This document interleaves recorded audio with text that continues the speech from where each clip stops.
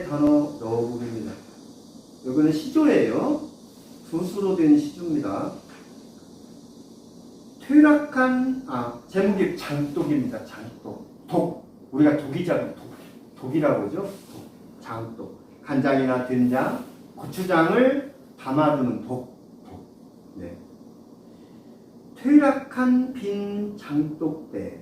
마지막 독을 치운다. 퇴락한 시대를 지났는데 쇠퇴했죠. 지금은 장독대 보기가 너무 없잖아요. 김치 냉장고 딱 들어오면서 장독대 없어져 버렸어요. 참 좀 옛날 정치가 너무 한 번에 없어지는 것 같아요. 예, 진짜 그 속도로 없어진 게 사실 장독대가 그냥 시대의 지향길로 눌려버렸죠. 그 김치 냉장고 하나 때문에 어마어마한 사건이 벌어지는 겁니다.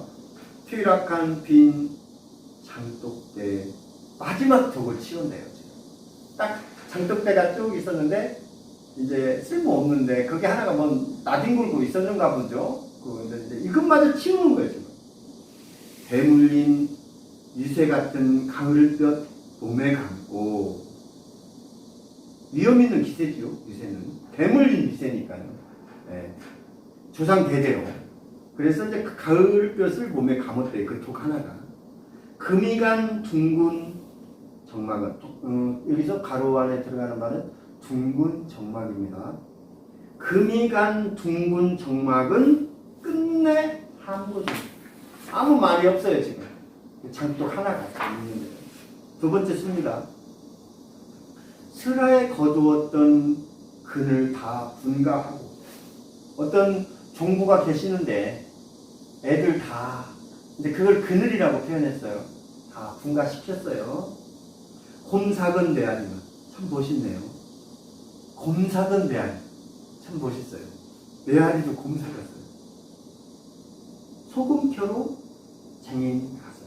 뭐 곰삭은 메아리, 곰삭은 허공, 곰삭은 풍경, 곰삭은 뭐 거기다 뒤에다 다른 거 얼마든지 붙일 수 있습니다. 예. 근데 여기는 메아리라고 붙인 이유는 뭘까요? 이걸 생각을 해야 되는 거예요. 그래야 시인의 마음을, 쓴 사람의 마음을 들어가죠. 예를 들면 빈독이 있으면요. 우리가 그 어렸을 때도 이렇게 그래갖고 거기다 그랬잖아요. 그럼 메아리처럼 다시 들려 나옵니다. 그래서 메아리를 쓴 거예요. 그렇게 많은 단어 중에서 또 다른 걸 쓸 수 있어요. 그래서 이 시가 이게 완성되는 거예요.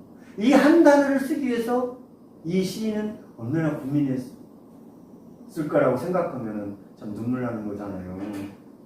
소금표로 쟁인 가슴. 빛바랜 족보에 얹혀 등이 든 종부 같다. 종갓집 며느리잖아요, 종부. 빛바랜 족보예요. 그러면 족보도 퇴락했다 했잖아요, 여기서. 예를 들면 어떤 무슨 가의 종부. 이제 퇴락해버린 거예요, 그 족부, 그 가게마저도. 그래서 등이 휘어버려요. 그런 종갓집 며느리를 볼 수 있었습니다. 그러니까 여기서 그 독은 누구예요? 종갓집 며느리죠. 네. 그래서 이 시조가 잘 됐다는 겁니다. 옛날 장독이나 그런 그 장독대가 많이 생각나죠? 저는 그 장독대 생각하면 그 봉선화가 그렇게 저희 집 많았습니다. 봉선화가 어떻게 이렇게 펴내는지 하여튼 무수하게 하여튼 그 봉선화가 컸던 사실이 자랐던 사실이 생각나요. 지금은 거의 사라진 풍경이잖아요. 그래서 좀 아쉽기도 해. 우리 옛날 그 모습이기 때문에. 그러나 더 진화된 것이 나왔기 때문에 아쉬운 점도 있지만은 우리는 편리성을 추구하면서 사는 것이 당연한 거 아니겠습니까? 그래서 시 한 편의 잘된 시, 서점 시조를 한번 읽어봤고요. 이번에는 꽃시를 한번 보겠습니다. 진득찰이에요. 상당히 어렵죠? 진득찰. 진득찰이 있는데요. 이 진득찰이 꽃이 이제 그 약간 노란색보다 찐노란색으로 이렇게 많이 피거든요. 이 흔히 이게 그 들판이나 이 논두렁 좀그 비껴 산비탈 같은 거 많아요 이게. 그래가지고 이게 그 조종문과시처럼 이게 산행 하다 보면은 이 추리닝 바지나 이 바지에 막 다닥다닥 붙는 거 있잖아요. 도깨비 바늘 것처럼. 진득찰도 그럽니다. 그리고 이곳이 이 풀을 만지면 찐득찐득해요. 이게 그 이파리 같은 경우 이렇게 하면은요 찐득찐득해요. 그래가지고 그 1년생 초분인데요. 우리 주위에 흔히 있어요. 이게.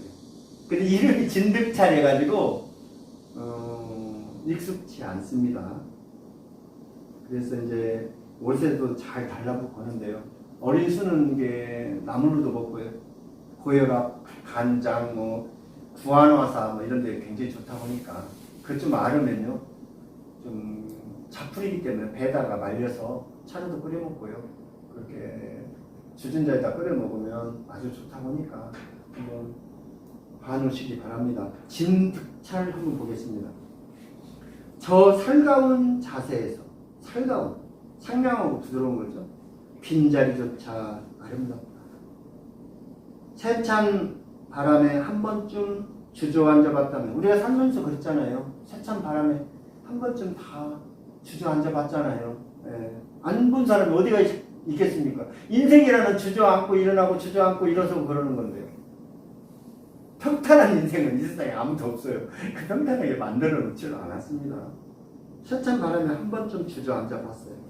불규칙한 생의 행간에 현실의 삶이죠. 불규칙한 삶의 행간이니까 현실을 말하는 겁니다.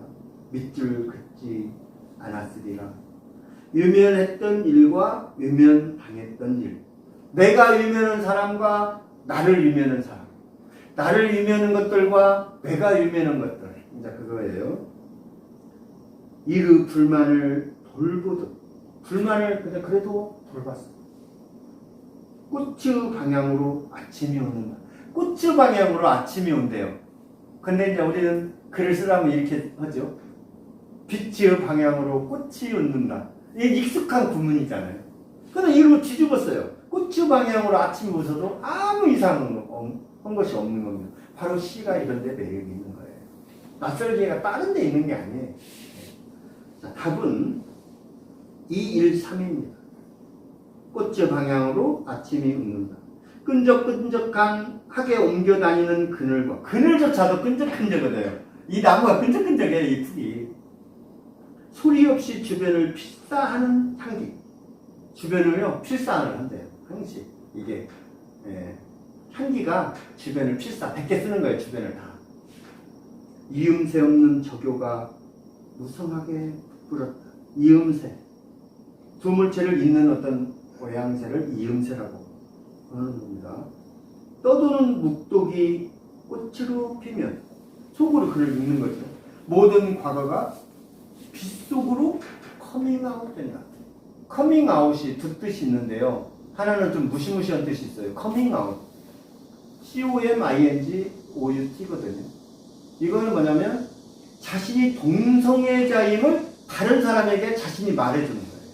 그걸 커밍아웃이라고 그러는데요. 여기서는 서서히 사라지는 것을 커밍아웃이라고. 와서 이게 와가지고 다시 사라지는 것. 이걸 커밍아웃이라고 했으니까 두 뜻이 서로 이제 동음이어가 있잖아요. 두 뜻이 있는 겁니다. 그러니까 여기서는 이런 뜻이에요. 아까 사념을하고 똑같아요. 깊이 생각하는 그래서 사념이라고 하지만 사사로운 생각 그것도 사념이라고. 사념이라는 말 맞습니다. 다른 사람은 속이는 것도 있고요. 그러니까 이 말 뜻은 그 여러 앞뒤 정황을 보고 판단을 해주는 게 좋습니다. 자, 꽃 진득찰. 우리가 흔히 보지 못한, 아예 접하지 못한 건데요. 굉장히 흔히 있는 겁니다. 앞으로는 진득찰 한번 찾아보세요. 자, 첨삭학입니다. 라떼 한 잔입니다. 라떼 한 잔. 라떼 많이 드셨잖아요. 저도 아까 수업 오기 전에 어느 선생님 보고 우리 한영수 선생님 보고 차를 한 잔 했는데요. 제가 거꾸로 오늘 수업에 라떼가 있어서 뜨거운 라떼를 한 잔 했는데 너무 좋습니다. 좋았습니다. 그 라떼는 다 아시잖아요. 에스프레소에다가 그 우유를 2분의 1 정도 넣는다든지 3분의 1 정도 넣는다든지 해서 만들어낸 제품이 라떼라는 겁니다. 그래서 이제 뭐 거기에 녹차 라떼, 무슨 라떼 이제 있어요. 그리고 이제 거품을 좋아하시는 분들은 카푸치노를 드시면 좋습니다. 거품이 이제 상당히 많죠. 라떼 한 잔입니다. 어떻게 썼는가 한번 또 그리고 어디를 빼고 넣어야 하는지 한번 알아볼게요. 위태로운 바람 끝에서 구름까지 그럴듯하게 나왔어요. 그런데 이 구름은 라떼기 때문에 지금 구름이라는 말이 나온 겁니다. 능청스럽도록 처참한 시차가 있다. 이 두 줄은 완벽하게 가운데 줄을 그셔서 빼겠습니다. 가운데 줄을 그셔서 빼겠습니다. 말은 그럴듯하게 있지만 여기 라떼하고 너무 좀 능청스럽도록 처참한 시차가 있다. 좀 이상하죠. 그래서 이 두 행을 빼겠습니다. 부피만 있는 우유 거품 위에 하트가 그려져 있거나 부피만 있는 그 부분도 가운데 줄 그셔서 없애겠습니다. 말은 뭐 많다고 좋은 건 아니에요. 자, 여기서부터 이제 본격적으로 시작해 보겠습니다. 우유 거품 위에 하트가 그려져 있거나 아까 하트가 그려져 있었어요. 달무리가 뜨기도 한다. 이제 하트도 그리고 나무도 그리고 뭐 어떤 분은 어디 가니까 그 기계 컴퓨터로 뽑아가지고 본인 얼굴도 그려놓더라고요. 네, 그런 그 커피 점을 봤습니다. 잠쓰고 환한 곡선이 허공을 당기는 사이. 곡선이 팽팽하게 딱 허공을 당기고 있어요. 그리움과 교시는 파열음을 낸다. 그리움과 교시는 서로 주고받는 말이잖아요. 근데 파열을 내면은 파열음을 내면 안 되지. 달콤함이다. 이게 달콤함이다. 파열음을 낸다고 하면 라떼로 맞질 않아요. 달콤함이다. 자, 여기서부터 많이 중요합니다. 나는 그간 얼마나 많은 거품을 소비했는가. 거품. 우리 인생 살면서 거품 소비 많이 하잖아요. 인생이 거품. 쓸모없는 것들을 얼마나 많이 했어요. 따지고 보면 쓸모없는 짓만 하고 살았던 것 같아요, 저도. 네. 쓸모있는 것은 별로 안 되는 것 같아요. 네. 쓸모없이. 맛이 없어진 흔적이거나 얼룩. 무딘 입맛에 수시로 넘나드는 부드러운 위로와 끝까지 핥아내지 못한 컵바닥에 남아있는 쓸쓸함. 저도요, 오늘 이 글을 제가 썼지만 옛날 이제 오늘 또 다시 라떼를 마시면서 끝자리까지 다 마시려고 했는데 끝자리 붙어있어가지고 형도 안 들어가고 이걸 털어낼 수도 없었습니다. 그래서 끝까지 마셔보려고 했어요. 잔 밑에 나무 있더라고요. 그래서 좀 쓸쓸했어요.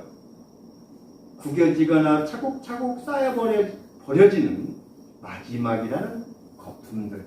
이 거품들. 우리가 살면서요, 계속 거품 마시고 했어요. 그렇지만 마지막에는요, 우리가 삶의 어떤 진리를 알면서부터는 그 거품을 버릴 줄도 안다 그 말입니다.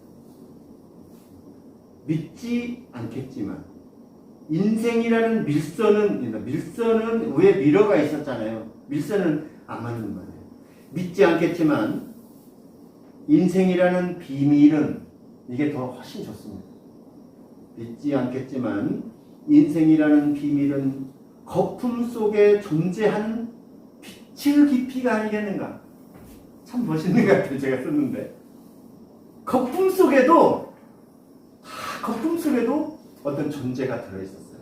우리가 바닷가에 가서 갓바위에 계속 파도가 치면 거품이 있죠. 그 속에도 뭔가가 들어있었다 그 말이에요.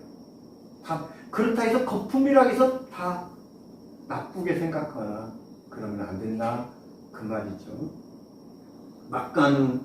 막간의 숨구멍 같은 라떼 한 잔.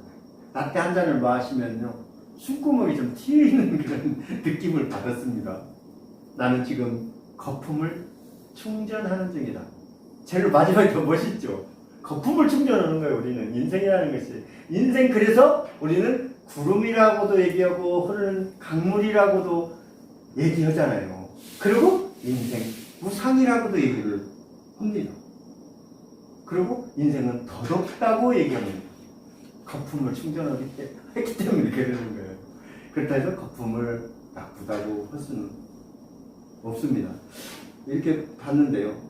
서정의 건축술이 좋아야 한다. 제가 이제 이런 말씀 드리고 싶어요.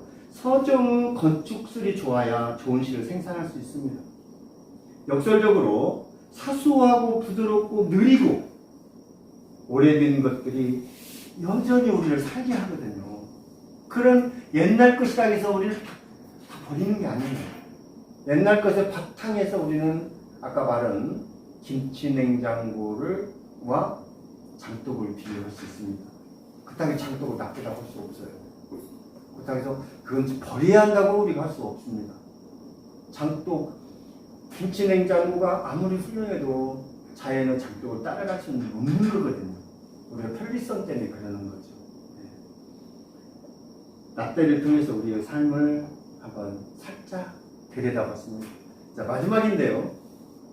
부분 감상입니다. 뭐 시코피다 그 선생님들 오셨지만 부분 감상은 어떤 시가 있는데 그 중에서 괜찮은 대목만 한번 생각해볼 대목의 그 구절이 있으면 그걸 뽑아서 한 것이기 때문에 이 제목으로는 완전히 상의할 수가 있으니까 좀 아시고 이제 들으시면 좋겠습니다. 고백적 형상이네요. 형상은 모양이나 어떤 상태를 말하는 것을 형상이라고 그러죠. 그러니까 어떤 모양이나 상태를 지금 고백하는 거예요. 고백하는 거예요.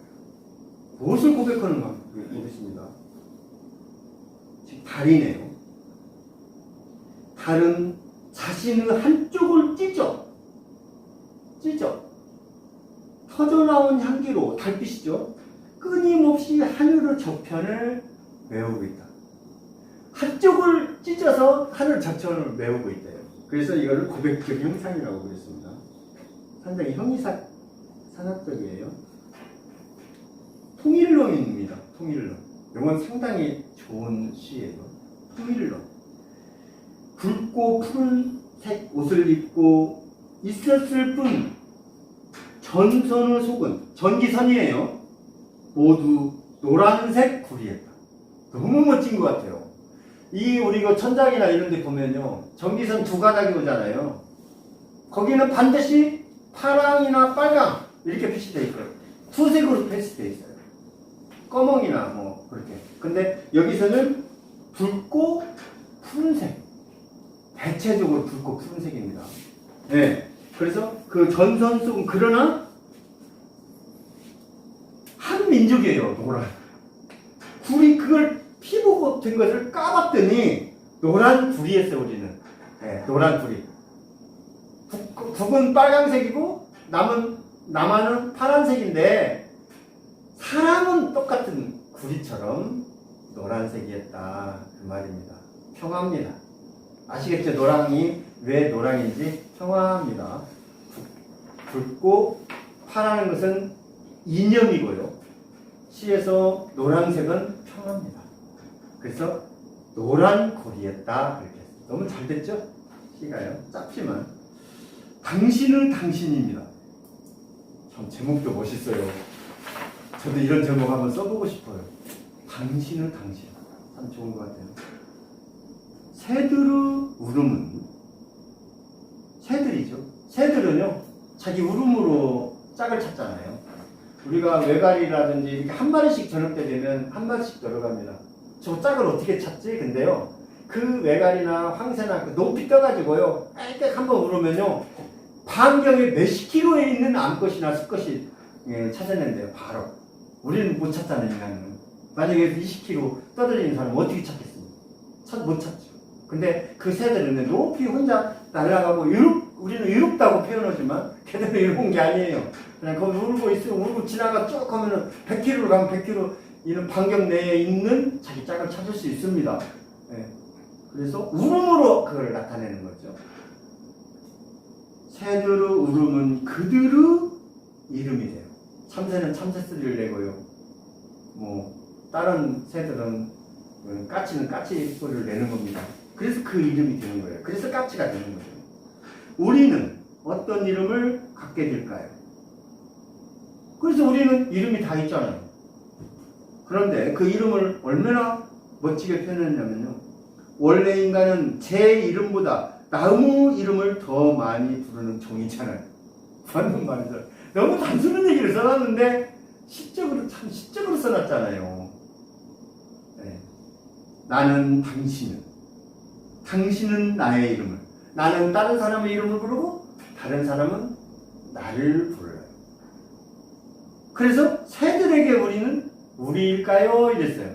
새들에게 우리는 뭐예요? 새죠. 당신은. 네, 그래서 새입니다. 자, 건축입니다. 건축. 제목도 참 건축. 단조롭죠? 근데 내용을 보면요. 아주 대단합니다. 우리는 우리를 거리로 몰아 세워야 해요. 거리로 몰아 세운대요. 벽돌이 지구 이미지를 가질 때까지. 벽돌이 있잖아요. 하나의 벽돌이요. 지구 이미지로 지금 변신하고 있는 게 건축이다 이 말이에요. 굉장히 잘 써졌죠? 이게 그냥 이걸 머리로만 읽으면요. 의미를 알 수가 없어요. 그러니까 이런 글을 쓰기까지는 상당히 많은 사유와 관조가 필요하다는 거예요. 네. 얼마나 이 고통스럽게 이걸 쉽게 만들어낼 수도 있지만 사실 이걸 하다 보면 또 이렇게 될 수도 있었겠죠. 어떻게 됐는지는 모르겠지만 이런 구절들이 나오기까지는 굉장히 고생을 한 것이다. 그래서 오늘은 그 32강을 해봤는데요. 자기 자기 혼자 감흥에만 치우쳐 그 감흥에 따라 이루어진 시적 공간은 외면당하기 쉽습니다. 내 감동으로만 써진 거, 내 이주로만 써진 거, 내 감정으로만 쓴 것은 다른 독자에게 외면당하기 쉽다 그 말입니다. 가장 좋은 시는 인간 삶에 대한 느낌을 시로 나타내는 것이거든요. 시란 감정 해방이 아니고요. 감정 해방을 하는 게 아니고요. 감정으로부터 탈출이라고 엘리어트는 그렇게 말을 하고 있습니다. 참 굉장히 좋은 말들을 하고 있습니다. 시란 감정의 해방이 아니고 감정으로부터 탈출하는 거예요. 내 감정으로부터. 내 감정으로부터 탈출하려면 내 고정관념이나 나의 관념을 버리고 객관성을 가지고 가는 거예요. 엘리어트가 그렇게 말을 했습니다. 언어와 언어 사이의 길항. 언어와 언어 사이의 길항이라는 것은 서로 좋은 관계를 유지하는 것을 길항관계라고 부르거든요. 길항이 시를 유지하게 하고 또 우리를 유지하게 합니다. 오늘은 언어의 꽃을 피우자 그런 뜻을 가진 우리 식구비다 회원님 두 분 오시고 또 생명의시를 진행해봤습니다. 또 오늘은 또 그리고 구면을 버리고 초면을 중시하자 아주 중요한 공부를 해봤는데요. 하여튼 감사드리고요. 또 다음에 만날 때까지 코로나 개인 위생 또 집단 위생 각별히 신경 쓰셔서 건강하시기 바랍니다. 이상 마치겠습니다.